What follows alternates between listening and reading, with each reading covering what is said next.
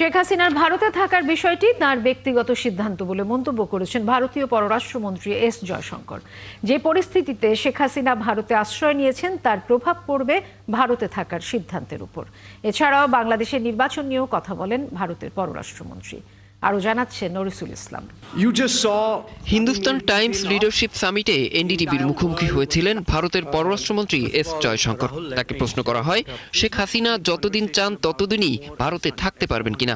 উত্তরটা দিলেও ভারত সরকারের অবস্থানের বিষয়ে স্পষ্ট কোনো ইঙ্গিত দেননি তিনি। এটা একটা ভিন্ন বিষয়, তাই না? তিনি একটি বিশেষ পরিস্থিতিতে এখানে এসেছেন। তাকে ঘিরে যা ঘটছে তাতে সেই পরিস্থিতির স্পষ্ট প্রভাব রয়েছে বলে আমি মনে করি। কিন্তু তারপরেও এটা এমন এক বিষয় যে বিষয়ে সিদ্ধান্ত তাকেই নিতে হবে। সাংবাদিকদের প্রশ্ন ছিল বাংলাদেশের সাথে ভারতের সম্পর্ক নিয়ে কি বলার আছে তার। এবারের উত্তরটা বেশ স্পষ্ট করেই দিয়েছেন।